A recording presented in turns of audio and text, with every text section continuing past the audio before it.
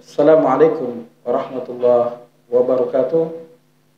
Para pemirsa Kendari Bertakwa yang dimuliakan Allah, kembali kita berjumpa di podcast Pojok Politik, catatan Fikri dan Ufi.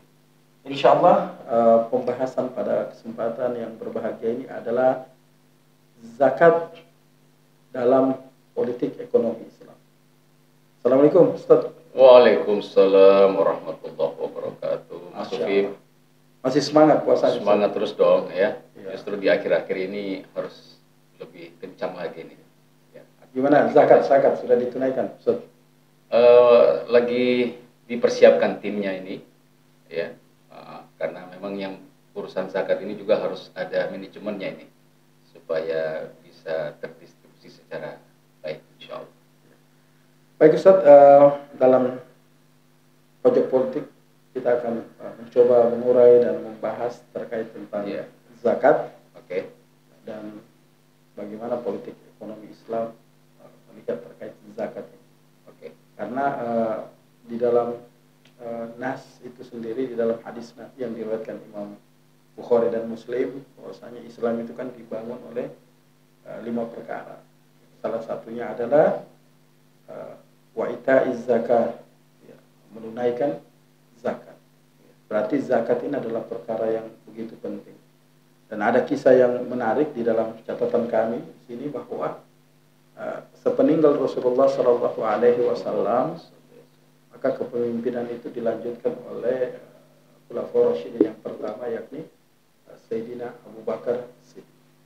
Dan salah satu yang beliau lakukan adalah tindakan tegas bagi mereka yang enggan membayar zakat. Karena memang selain dari orang-orang murtad saat itu bermunculan, ada juga sebagian dari kaum muslimin yang mereka enggan kembali menunaikan zakatnya, baik itu zakat mal, zakat harta mereka dan lain sebagainya, atau dari peternakan mereka, dari usaha pertanian mereka enggan menyetorkan daripada sebagian harta mereka itu melalui zakat. Berarti Sayyidina Abu Bakar As-Siddiq melihat bahwa dimensi zakat ini bukan hanya dalam konteks sebagai sebuah ritual, sebagai sebuah ibadah mahdhah, tapi ada aspek politik. Karena kenapa?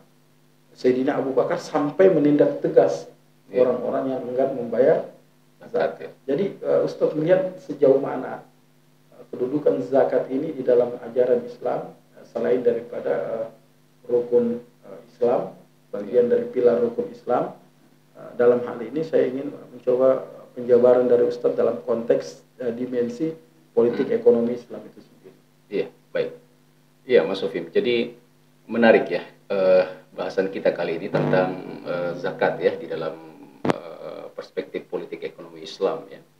Jadi sebagaimana yang kita pahami, Mas Sufim ya, bahwa politik itu adalah riayatus sunil ummah dakhilan wa kharijan bi syariatil Islam ya. Jadi pengaturan urusan umat ya, baik dalam negeri maupun urusan luar negeri, tentu dengan menggunakan syariat Islam ya. Nah, dalam konteks politik ekonomi maka dalam konteks politik ekonomi maka ini terkait dengan kebijakan dalam hal pengaturan. Jadi tujuan yang ingin dicapai terkait dengan kebijakan dalam pengaturan dan juga penyelesaian terhadap problematika ekonomi. Nah, hal yang paling mendasar Mas Sufim ya, yang perlu kita lihat, ada perbandingan menarik sebenarnya di sini kalau kita bicara antara ekonomi Islam dengan ekonomi kapitalisme.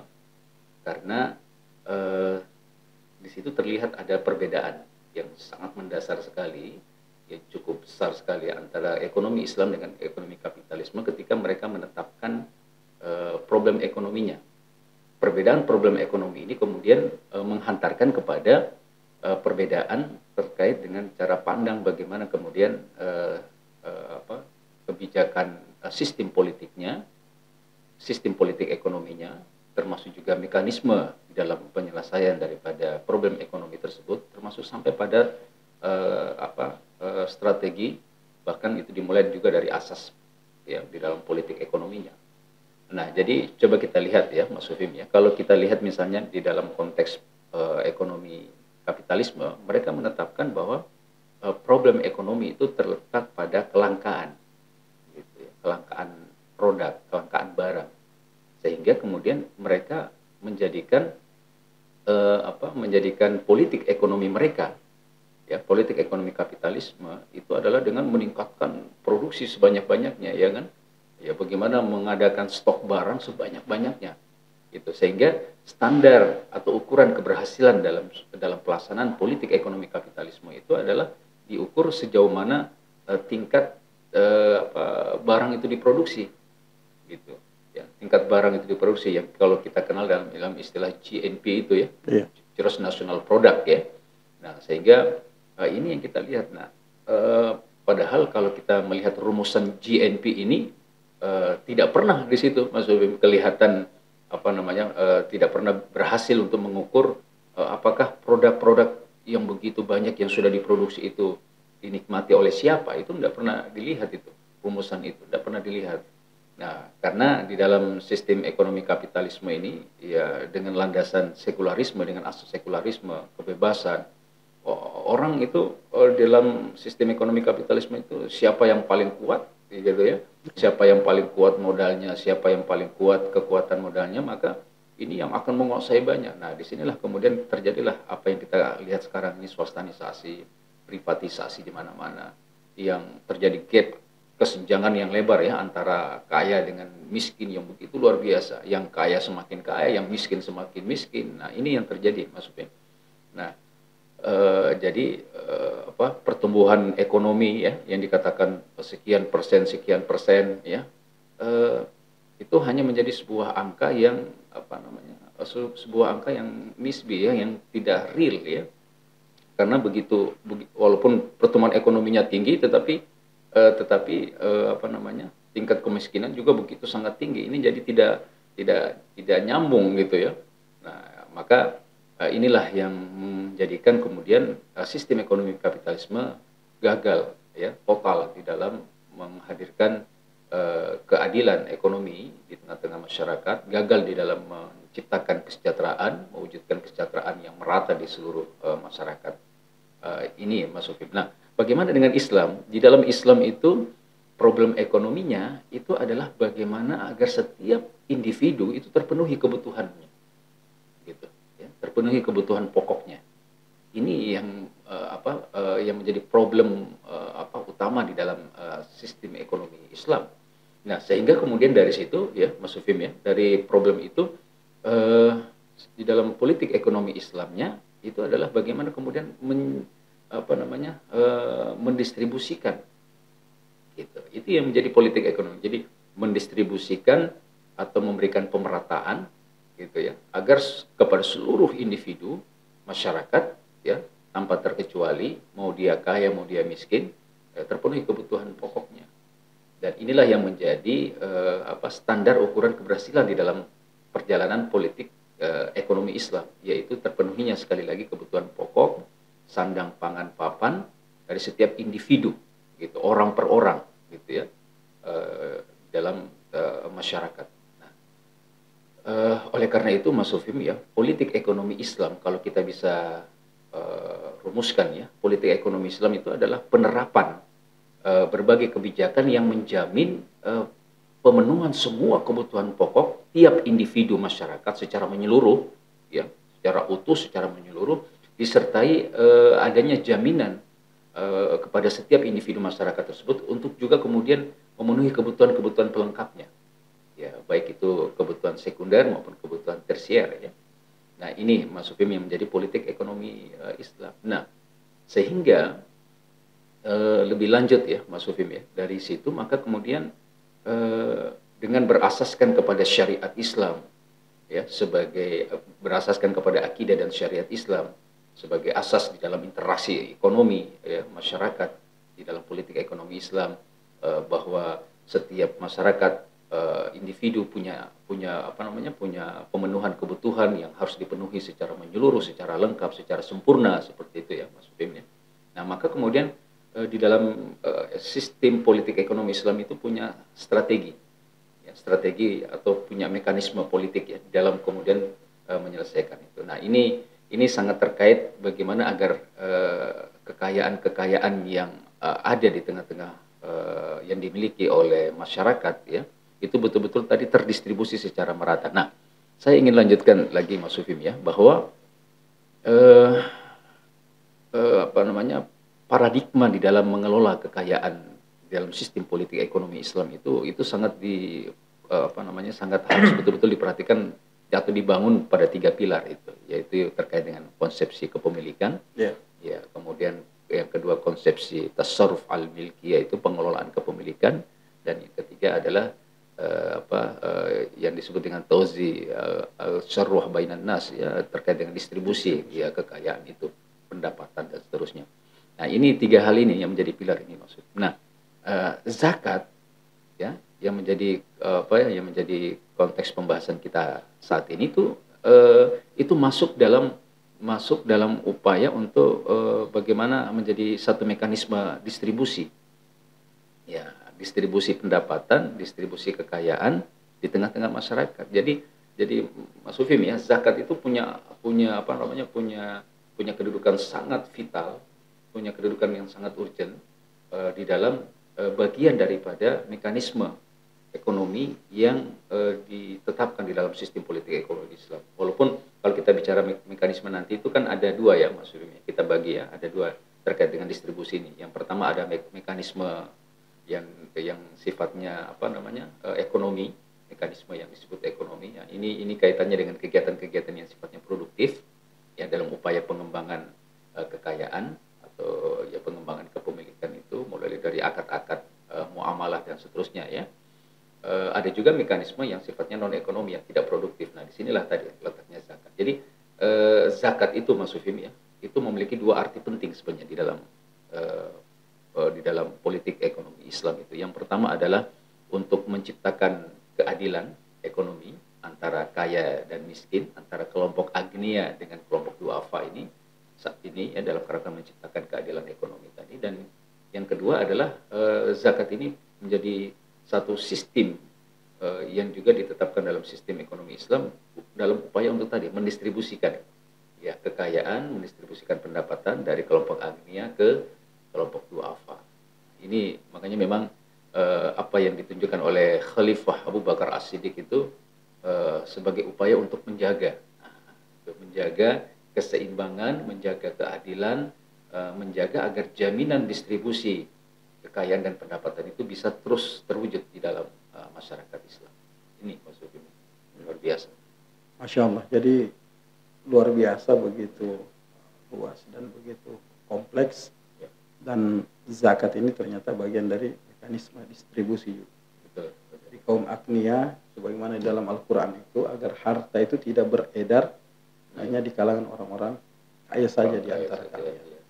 Makanya ada mekanisme zakat. Ada hal yang menarik Ustaz, beberapa tahun yang lalu saya sempat membaca sebuah artikel tentang beberapa daerah yang menerbitkan perda optimalisasi zakat. Ya, bahkan infak dan sedekah. Ya. Dan ternyata dari zakat itu, terutama zakat mal itu luar biasa. Artinya bisa mendongkrak menaikkan PAD kabupaten tersebut.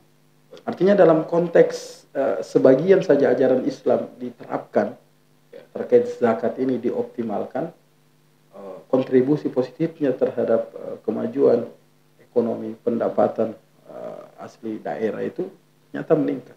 Saya membayangkan bagaimana kemudian jika seluruh ajaran Islam ini diterapkan. Masya Allah. Tentunya akan sangat luar biasa. Padahal kan kalau kita melihat Indonesia ini kaya sekali dengan sumber daya alam. Tapi persoalannya sebagaimana yang disampaikan oleh Ustadz tadi terkait konteks kepemilikan itu.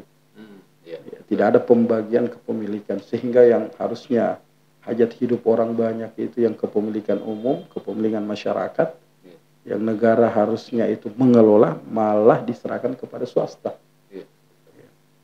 Dan itu terjadi. Padahal kalau kita kembali tadi itu kabupaten yang menerapkan perda berkaitan tentang zakat, ya, itu luar biasa. Itu itu luar biasa mendongkrak daripada pendapatan asli daerah di kabupaten tersebut. Ini bagian daripada sebagian dari ajaran Islam. Kemudian begini Ustaz, dalam konteks sejarah peradaban Islam di masa lalu, ada kisah yang menarik, yakni kisah terkait kepemimpinan Khalifah Umar bin Abdul Aziz. Oh, ya. Kenapa? Karena ketika petugas zakat itu yang membagikan zakat ditugaskan agar zakat ini dibagi, bahkan sampai ke Afrika, ke Ethiopia. Masya Allah. Ternyata masyarakat di sana menolak. Ya, menolak. Kenapa? Karena merasa sudah berkecukupan dan tidak layak menerima zakat lagi. Kalau sekarang saya baca ke data yang terbaru, standar dari lembaga ambil zakat itu,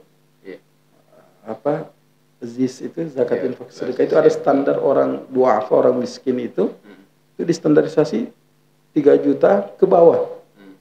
Nah, pendapatan 3 juta ke bawah itu terkategori miskin. Artinya berarti kalau kita bandingkan dengan zaman Khalifah Umar bin Abdul Aziz, itu berarti orang pendapatannya sudah berada di atas rata-rata dan kondisi kemapanan mereka itu sudah layak lah di atas rata-rata. Sehingga mereka pun enggan menerima zakat. Ketika zakat diantarkan ke Ethiopia, mereka menolak sampai kemudian kembali. Harta zakat itu dicari orang yang punya utang, hendak dibayarkan utangnya. Bahkan dicari para pemuda-pemuda yang lama menjomblo. Hanya karena alasan ini kurang dana ini Ustaz untuk menikah. Terselesaikan. Apa maksud saya? Saya ingin menghubungkan dengan tadi pengelolaan sumber daya alam. Artinya kalau mekanisme pengelolaan sumber daya alam dan segala potensi-potensi ekonomi di tengah umat Islam ini diberdayakan luar biasa, sampai-sampai orang mau menerima zakat saja susah untuk diterima. Susah mencari orang yang menerima zakat itu. Ya. Tapi kalau masih ada gap antara yang kaya dengan yang miskin, maka Islam hadir punya solusi juga Pak. Melalui zakat itu, ya, distribusi ya kekayaan itu supaya hanya tidak dirasakan oleh kalangan tertentu saja. Dan memang secara konteks ibadah mahdhah, ya zakat itu adalah bagian daripada mensucikan harta kita. Bagaimana Ustaz memandang apa yang saya catat tadi menarik, itu yang saya sampaikan. Catatannya Mas Sufi menarik sekali ya. Itu kita coba explore ya lebih jauh ya.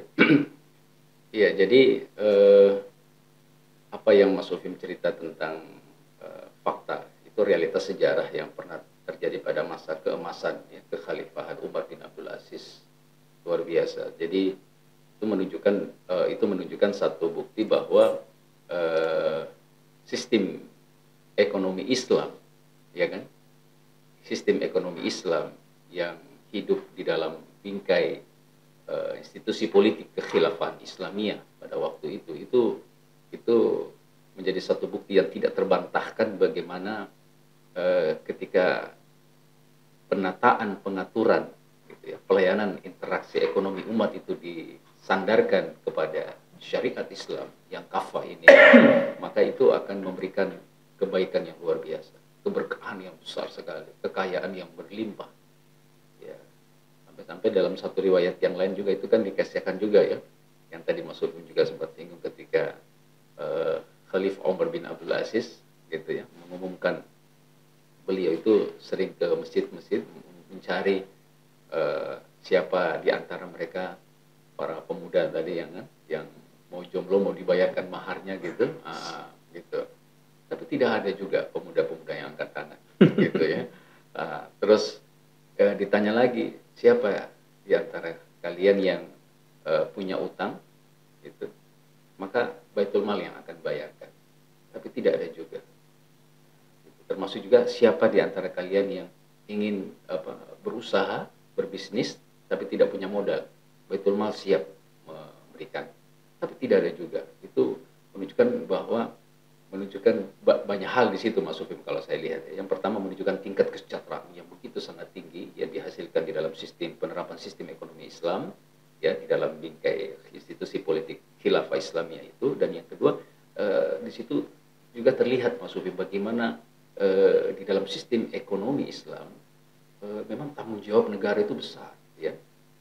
Tanggung jawab negara itu besar, di mana negara itu hadir betul-betul untuk memberikan tadi kembali kepada definisi politik di dalam Islam, ya, memberikan pengaturan, pelayanan, pengurusan, sehingga kemudian seluruh kebutuhan pokok masyarakat dan jaminan ketersediaan untuk pemenuhan kebutuhan pelengkap sekunder maupun tersiernya itu tersedia secara keseluruhan, secara lengkap, secara menyeluruh. Ini luar biasa maksudnya. Nah, kalau kita lihat, ya, kalau kita lihat besaran zakat fitrah saja, Mas Sufim, ya, zakat fitrah saja itu pernah dulu kita hitung-hitung, ya, Mas Sufim, itu hampir mencapai 7 triliun.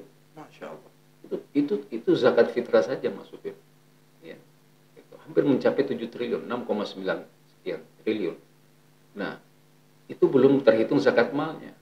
Nah, tentu jauh lebih besar lagi, gitu, Mas Sufim. Sehingga memang dari besaran angka seperti itu saja, maka memang wajar, ya, wajar saja bahwa kesejahteraan yang luar biasa di dalam sistem kekhilafan Islam, ya, di masa kekhalifahan Umar bin Abdul Aziz itu wajar saja memang menjadi tidak heran, ya, kekayaan begitu berlimpah, kesejahteraan begitu tinggi sekali, ya, yang dialami oleh masyarakatnya. Nah, seperti yang juga Mas Ufim sampaikan tadi dalam catatannya, betul bahwa ini baru satu aspek loh, ya, ini baru satu aspek tentang zakat loh, ya, belum aspek yang lain, ya, karena kalau kita bicara pos penerimaan, pos pendapatan di dalam sistem ekonomi Islam itu kan ada 9, salah satunya zakat, yang lainnya itu besar sekali, ya, apalagi Indonesia ini yang tadi juga sudah disampaikan begitu kaya dengan sumber kekayaan, sumber daya alam yang berlimpah, ya, yang luar biasa besar sekali. Nah, maka memang ini perlu ditekankan, Mas Yus, bahwa nah, semua ini akan bisa kita rasakan sebagaimana kekayaan yang Indonesia, ya, yang kaya dengan sumber daya alam ini akan bisa kita kembali rasakan, akan bisa kita kembali nikmati secara menyeluruh, secara merata distribusinya, kekayaannya, sebagaimana yang dirasakan oleh kekhalifahan Umar bin Abdul Aziz. Kalau catatannya dia memang harus, ya, kalau di dalam surat Al-A'raf itu disebutkan, ya, walau amanu wattaqau, ya, beriman dan bertakwa, la fatahna alaihim barakah minas samai wal ard. Jadi catatan keberkahan yang berlimpah itu akan bisa kita rasakan asal catatannya, ya, keimanan dan ketakwaan ini harus hadir, harus lahir, ya, dan itu diwujudkan dengan kembalinya umat ini kepada penerapan sistem Islam secara menyeluruh. Salah satunya adalah terkait dengan ekonominya. Nah, seperti itu. Maka berkutat atau bertahan pada penerapan sistem ekonomi kapitalistik ini, nah, ini tentu apa yang dirasakan di zaman kekhalifahan Umar bin Abdul Aziz itu hanya akan menjadi sekedar mimpi saja, atau hanya akan menjadi sekedar cerita saja, gitu, ya. Dan pada sisi yang lainnya juga ini hanya akan terus memperpanjang penderitaan, ya, kesengsaraan umat, ya, melestarikan krisis, ya, melestarikan krisis, ya, istiqomah dengan krisis yang ada, gitu, ya, istiqomah pada krisis yang ada, krisis multidimensi yang ada. Nah, maka saya kira, Mas Sufim, ya, dengan adanya kewajiban zakat, ya, zakat fitrah khususnya di momentum bulan suci Ramadan ini, nah, ini juga harusnya bisa mendorong ini, memberikan satu motivasi tersendiri bagi umat Islam untuk tidak hanya sekedar membayar zakat, gitu, ya, zakat fitrah, tetapi juga terdorong, termotivasi untuk bergerak lebih jauh lagi, lebih ideologis lagi, lebih sistemik lagi, yaitu mengembalikan tatanan penerapan ekonomi umat, pengurusan ekonomi umat ini kepada ekonomi Islam, gitu. Dan tentu kembali kalau kita bicara wadah untuk itu, tidak lain tidak bukan adalah dalam institusi kekuasaan politik kekhilafan Islam, ya. Seperti itu saya kira, maksudnya, yang menjadi harapan kita, dorongan kita, agar umat ini bisa mengambil momentum zakat ini dengan tepat. Nah, satu hal juga, maksudnya, yang saya coba ingin tambahkan lagi, yaitu bahwa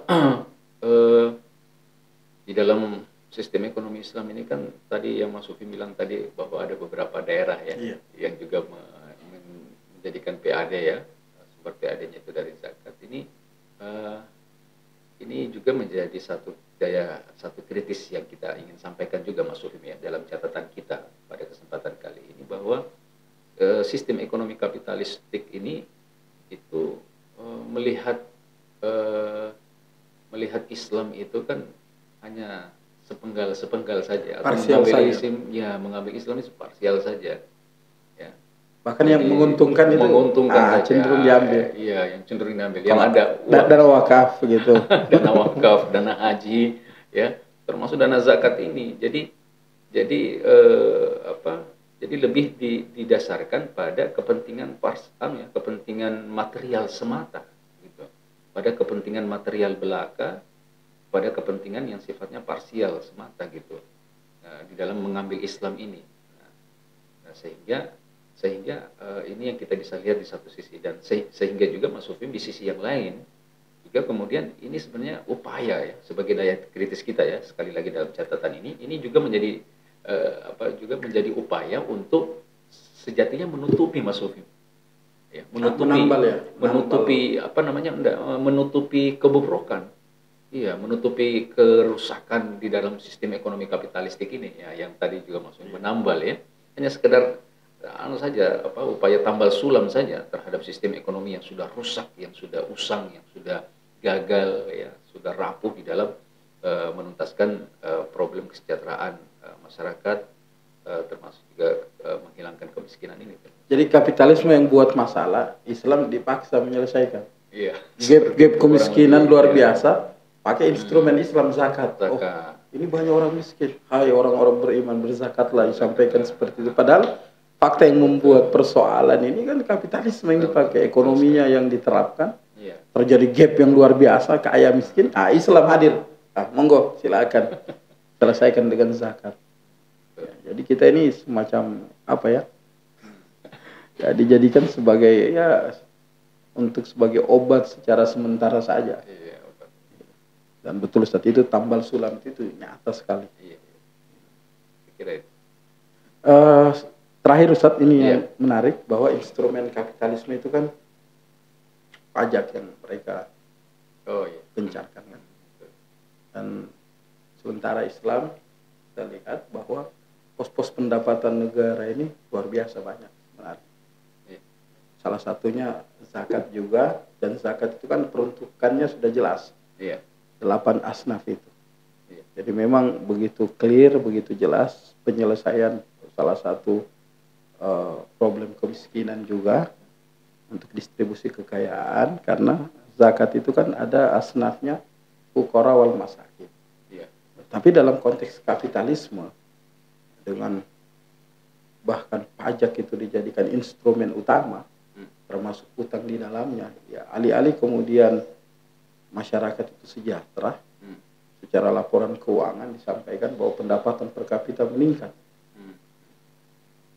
dan lain sebagainya. Tapi fakta di lapangan justru masyarakat mengalami penderitaan. Kira-kira closing statement dari Ustadz ini terkait politik ekonomi Islam ini harus dibawa seperti apa? Dan bagaimana zakat ini betul-betul diterapkan sebagaimana mestinya sehingga mampu menyelesaikan berbagai macam problem ekonomi. Iya, baik Mas Sufim. Jadi satu hal juga tadi yang sempat Mas Sufim sampaikan ya tentang pajak ya. Jadi memang ini juga saya kira mungkin juga penting Mas Sufim. Saya ingin berikan catatan sedikit terkait dengan itu, bahwa terkadang juga di kalangan umat ini kan menyamakan gitu. Kalau orang sudah bayar pajak, katanya sudah bayar zakat, ya gitu. Padahal berbeda ya, secara spesifik, secara khas istilah di dalam syariat Islam, baik itu pajak maupun zakat itu suatu hal yang berbeda. Jadi zakat sekali lagi ini adalah suatu suatu kewajiban, ya, kewajiban syar'i yang dibebankan kepada setiap individu ya di dalam mengeluarkan hartanya, ya, jenis-jenis harta tertentu ya, yang sudah ditetapkan ketetapannya ya, rincian ketentuannya di dalam syariat Islam, baik itu terkait dengan zakat fitrah maupun zakat mal ya. Ya, di sana ada nisab, di sana ada haul segala macamnya. Nah, ini masuk yang kita ini. Dan kemudian juga bahwa di dalam, sekali lagi di dalam pelaksanaan daripada implementasi zakat ya di dalam politik ekonomi Islam ini adalah merupakan, sekali lagi apa yang saya sudah sampaikan tadi di awal, adalah upaya untuk menciptakan ya keseimbangan ya, keseimbangan ekonomi antara di tengah-tengah masyarakat, antara kaum kaya dengan miskin, ya, menciptakan keadilan, termasuk juga ini sekaligus juga menjadi satu sistem di dalam politik ekonomi Islam di dalam mendistribusikan ya pendapatan atau kekayaan di tengah-tengah masyarakat. Nah, maka implementasi ini hanya akan bisa diraih atau hanya akan bisa diwujudkan secara total, secara sempurna, ya, bila mana kemudian subsistem ini, zakat ini itu diterapkan secara menyeluruh dengan subsistem ekonomi Islam yang lain. Ya, termasuk tadi yang paling krusial itu adalah terkait dengan masalah konsepsi kepemilikan. Ya, jadi jelas mana kepemilikan individu, kepemilikan umum, kepemilikan negara. Tidak sebagaimana di dalam sistem ekonomi kapitalis ini semuanya diserahkan menjadi kepemilikan individu. Ya, kekuatan yang punya modal, mereka yang kaya, yang bisa menguasai segalanya. Ya, sehingga inilah yang terjadi sekarang ini, penderitaan di mana-mana, kemiskinan di mana-mana. Nah, jadi perlu ada penerapan secara total, termasuk juga terkait dengan tasarruf al-milkiyah itu ya, pengembangan kepemilikan juga itu harus betul-betul juga dikembalikan kepada sistem ekonomi Islam, bagaimana syariat Islam mengatur di dalamnya. Dan seluruh pilar-pilar ekonomi Islam ini, subsistem ekonomi Islam ini tentu harus bermuara pada satu pusat sistem ya, yaitu perlu adanya penerapan politik kekuasaan Islam, institusi kekuasaan Islam yaitu khilafah Islamiyah, yang di dalamnya sekali lagi ada seorang khalifah yang akan menerapkan, mengatur ya, melayani umat ini ya dengan pelayanan yang sempurna ya, dengan pengaturan yang sempurna di dalam masyarakat ya, termasuk di dalam pemenuhan kebutuhan pokok ya setiap individu masyarakat, jaminan kepada individu agar kemudian setiap individu punya kemampuan untuk memenuhi kebutuhan pelengkap mereka ya, sekunder maupun tersier itu. Nah, ini maksudnya saya kira yang menjadi catatan kita, dan kembali lagi kita mendorong agar betul-betul momentum zakat ini ya, kita selain kita ingatkan ya agar pemirsa tidak lupa untuk menunaikan kewajiban pembayaran zakat fitrahnya ya sampai nanti akhir yang telah ditetapkan Islam. Juga seperti yang tadi sudah saya sampaikan di dalam perbincangan kita, Mas Supim, ini juga harusnya menjadi sekali lagi momentum untuk mendorong kita untuk berekonomi secara Islami secara sempurna gitu ya, sampai pada upaya kita menghadirkan kekhilafan Islam yang akan nanti insya Allah akan memberikan keberkahan yang berlimpah, kekayaan yang berlimpah sebagaimana pada zaman kekhalifahan Umar bin Abdul Aziz. Masya Allah, saya kira itu. Ya, luar biasa pembahasannya. Ada sebuah kaidah yang mengatakan di mana ada syariah pasti ada maslahat. Ya. Ketika syariah diterapkan, dituai kemaslahatan, termasuk dalam konteks ekonomi. Jadi perlu sistem politik ekonomi Islam yang diterapkan untuk bagaimana betul-betul masyarakat ini merasakan keadilan dan distribusi ini bisa merata. Baik, menarik diskusi ini Ustaz. Ya. Tapi waktu juga yang membatasi kita. Oleh karena itu insya Allah mudah-mudahan umur panjang. Amin. Kita bisa bersua kembali di dalam podcast di edisi selanjutnya. Baik. Pemirsa dari Bertakwa yang dimuliakan Allah Subhanahu wa taala. Demikian podcast untuk tajuk hari ini, di mana kita membahas tentang zakat dan politik ekonomi Islam.